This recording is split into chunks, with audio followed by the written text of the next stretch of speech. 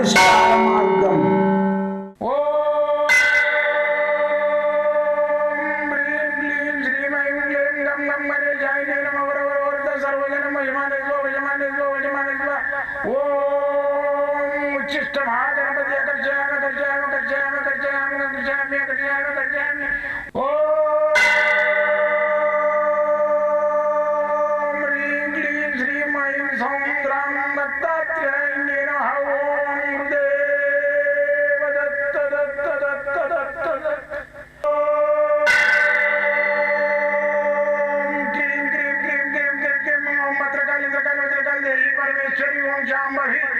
सर्वजन मोचमाने स्वजमाने स्वजमाने स्वम मुद्रकाली मृकाली मृकाली देवी परमेश्वरी ओम शांभवी अकर्षयामि अकर्षयामि अकर्षयामि अकर्षयामि अकर्षयामि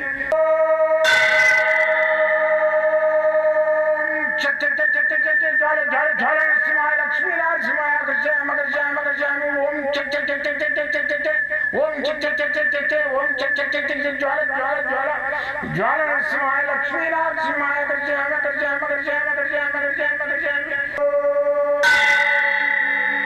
राजाधिराज योगिराज परब्रह्म सद्गुरु सच्चिदानंद साईनाथ महाराज ओम गुरुदेव दत्त दत्त दत्त दत्त दत्त ओम मातृदेवो भव ओम पितृदेवो भव ओम आचार्य देवो भव ओम गुरुदेव दत्त दत्त दत्त दत्त दत्त ఓం గురుదేవ దత్త దత్త దత్త దత్త దత్త. నేను మీ సాయి దత్తానందను, మంత్రతంత్ర యంత్ర రుద్రాక్ష మూలికా శాస్త్రజ్ఞుని. సకల యంత్రాలు, సకల మంత్రాలు, సర్వ యంత్రాలు, సర్వ మంత్రాలు, యంత్ర తంత్ర మంత్రాలు, రుద్రాక్షలు, మూలికలు, మళ్ళీ వచ్చేసి వాస్తు, నవరత్నాలు ఇవన్నీ ఉన్నాయా లేవా, అసలు ఈ పామిస్టు, చేతి దూడం, ఇవన్నీ నేనే ఒకప్పుడు దీని మీద నమ్మక నా చిన్నప్పటి జీవితం 8th క్లాస్ ఉన్నప్పటి నుంచి కూడా నేను వీటి మీద అన్వేషణ చేసిన. అసలు దయ్యం ఉందా, దైవం ఉందా అని. ఇవన్నీ ఉన్నాయి. మానవుడు పుట్టినవాడు గిట్టక తప్పదు. అయితే ఈ మానవుడు ఏంటంటే నేను ఎప్పుడైనా నేను చావవలసిందే అని చెప్పేసి ఆలోచన చేయడు. అయితే ఈ లౌకికమైన బాధలల్లా ఈ అప్పుల బాధలు, పిల్లలకు పెళ్ళిళ్ళు కాకపోవడము, ఇంట్లో భార్యాభర్తలకు గొడవలు కావడము, మనస్సు నిమ్మలం లేకుండా ఉన్నన్ని రోజులు సుఖంగా ఉండడానికి ప్రయత్నం చేయండి. మానవుడికి ఏంటంటే భగవంతుడు సుఖపడడానికి భోజనం చేసి రుచులకు రుచి చూడడానికి నాలుక ఇచ్చిండు. ఆ నాలుకకు రుచి చూడడానికి ఇచ్చిండు. జంతువులకు నాలుకే రుచి ఉండదు, తెలియదు. దాని ముందు గడ్డి పడేస్తే తింటుంది, తౌడు పడేసినా తింటుంది, ఏది వేసినా తింటుంది. పశువులం కాము కదా మనం, మానవులం. అందుకని చెప్పేసి ఎన్నో కోరికలు ఉంటాయి. ఆ లౌకికమైన కోరికలతోటి అప్పుల బాధలలో పడి మనిషి ఈ కోరికలతోటి ఏదైతే అప్పులైతే దాంతో మనిషి కొట్టుమిట్టాడుకుంటూ ప్రాబ్లమ్స్ అయ్యి మనిషి జీవితంలో నాకేమున్నది కానీ వచ్చే లాభం లేదు, ఈ అప్పులు తీరటట్లేదని తుది వరకు ప్రయత్నం చేసి ఆ నిర్ణయానికి వస్తాడు. అది అవసరం లేదు. మానవుడు ఎప్పుడైనా సరే ఒక చెడావు ఇట్లా గుట్టెక్కుతుండ అనుకోండి, సైకిల్ ఎక్కుతున్నాడు చెడావు అంటే ఇట్లా హైట్ ఎక్కుతున్నాడు, దానికి డౌన్ ఉంటుంది. ఎప్పుడైనా నేను ఎంతో మందిని రీసెర్చ్ చేసి చూస్తున్నా, వాడు అప్పుల పాలు అయ్యి నానా గడ్డి తిని నానా ప్రాబ్లం అయ్యి మళ్ళీ మెరుగుపడి ఆడు కార్ర దిగేటోళ్ళని ఎంతోమందిని చూస్తున్నాం. దాని గురించి మనము ఆలోచన చెయ్యొద్దు. అప్పయింది వానికి చిన్నవి ఇవాళ కాకుండా రేపు ఇస్తావు. మరి ఆడొచ్చి తిట్టిపోతున్నాడు, అది చేస్తున్నా అంటే వాడు తిట్టంగానే నువ్వు తీసియవు, నీ దగ్గర ఉంటే పడేస్తావు, లేకుంటే ఏం చేస్తావు? అది తిట్టి చేసి వేధించేసి సంపనైతే చంపడు.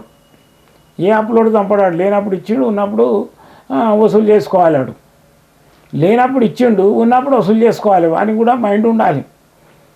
లేనప్పుడు వచ్చి వేధిస్తే నువ్వేం చేస్తావు? ఓ మామిడి పండు ఉంది, దాంట్లో ఇంత రసం ఉంటేనే పిడితే రసం వస్తుంది. ఉట్టిగా వీడుకుంటే లాభమే ఉంది, పీసును బట్టి వానికి కూడా లాభం లేదు. అందుకని చెప్పేసి రుణ బాధల గురించి మనం ఏం చేయాలి?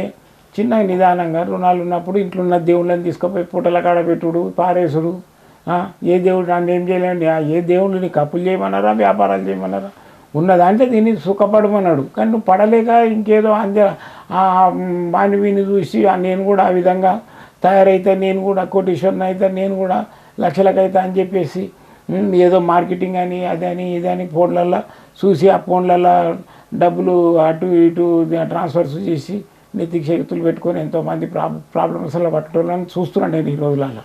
అవన్నీ చెయ్యొద్దు. మనం ఉన్న దాంట్లోనే పైకి వస్తాం, ఆటోమేటిక్ పైకి వచ్చేస్తాడు మనిషికి.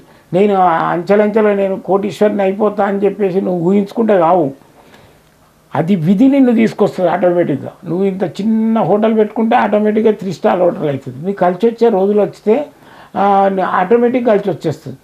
మనము ఊహించుకొని చేస్తే ఏది కాదు. అందుకని నిదానమే ప్రధానం ఊహించాలి, నిదానమే ప్రధానం.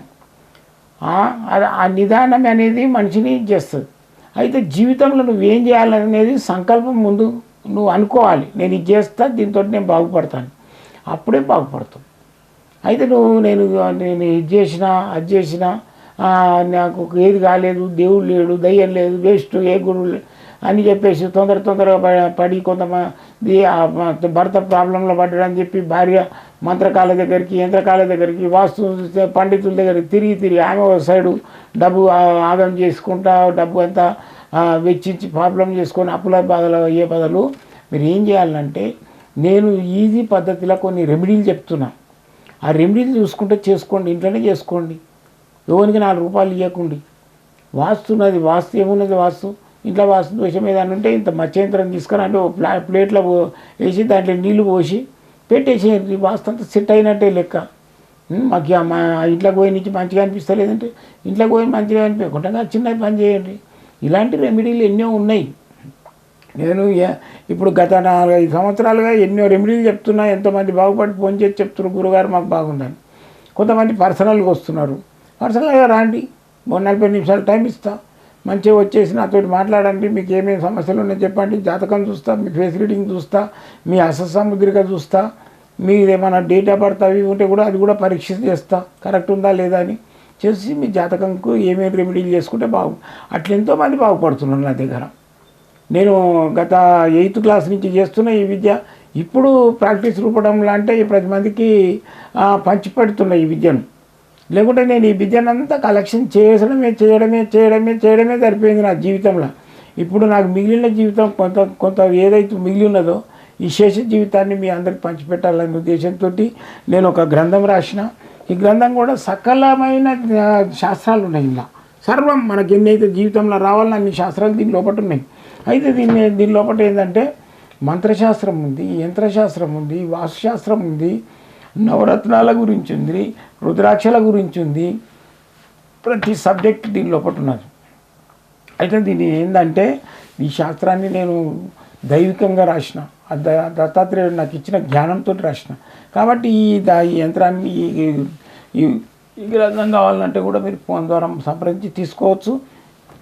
ఈరోజు ఏంటంటే నేను మాటలు రావు కొంతమంది పిల్లలకు, చెవులిన పడతాయి కానీ, అయితే మళ్ళీ చదువు కూడా దానికి ఏం లేదు. ఇప్పుడు ఈ గ్రంథంలో 117వ పేజీ ఈ గ్రంథం లోపల. దీని లోపల ఈ 117వ పేజీలో సౌం బీజాక్షరం. సౌం సాగు వావత్తు దీర్ఘమిస్తే సౌం, 2 సున్నాలు పెడితే సౌం. ఈ సౌం బీజాక్షరం ఏదైతుందో సరస్వతి బీజాక్షరం. సరస్వతి బీజాక్షరం అనేది ఏదైతుందో ఈమె సరస్వతి లక్ష్మి మన విద్యనిస్తుంది, వాగ్దేవత అంటారు, వాక్కునిస్తుంది.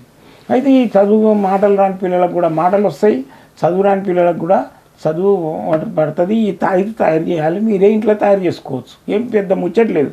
ఇంత బీజపత్రి తీసుకొచ్చి ఇప్పుడు నేను చూపిస్తున్న ఈ యంత్రం ఏదైతుందో ఈ యంత్రం నేను ఇప్పుడు చూపిస్తున్నా చూడండి. ఈ యంత్రం లాగానే రాసుకోండి, ఎట్లుందో అట్లా. ఏం లేదు, త్రిభుజము 3 రోకుల త్రిశూలాలు రాసి మధ్యన సౌం రాయాలి. రాసేసి ఈ ఒక తాయిత తీసుకోండి. తాయితలు దొరుకుతాయి మార్కెట్లో, తీసుకొని దాని లోపల ఈ యంత్రాన్ని కాగితం మీద కానీ భుజపత్రి మీద రాసి పెట్టేసేసి దాని లోపల ఇంత గంధం పొడి వేయండి. మీకు ఉంటే ఒక తెల్ల గురిగింజ వేయండి, ఒక తెల్ల జిల్లడి వేరు పెట్టుండి. ఉంటే లేదనుకుంటే గంధం పొడి వేసేసి దాన్ని మంచిగా మూత పెట్టేసేసి పిల్లలకు గురువారం నాడు కట్టండి. కట్టినట్టయితే మనకి వాక్ వస్తుంది, మాటలు వస్తాయి, మళ్ళీ వచ్చేసి చదువు బాగా వస్తుంది. దీనికి తోడు ఆయుర్వేదిక్ షాపులల్లో సరస్వతి లేవ్యం అని దొరుకుతుంది. సరస్వతి లేవ్యం అది తినిపియండి, రోజు ఒక చెంచా తినిపియండి పిల్లలకు. ఈ జ్ఞానం కూడా మెమొరీ పవర్ కూడా పెరుగుతుంది. ఇది చేయండి. ఇది 117 పేజీలు ఉన్నది ఈ గ్రంథం లోపల. ఈ గ్రంథం తీసుకున్న వాళ్ళకైతే ఈజీగా ఉంటుంది. లేదనుకుంటే ఇక్కడ నేను డిస్ప్లేలో చూపిస్తున్నా కదా ఈ యంత్రాన్ని, దీన్ని చేయండి. మీరు రావాలనుకుంటే ఇక్కడ ఉన్న ఫోన్ నెంబర్లకు ఫోన్ చేయండి. ఇక్కడ ఉన్నవి కదా, ఇక్కడ డిస్ప్లే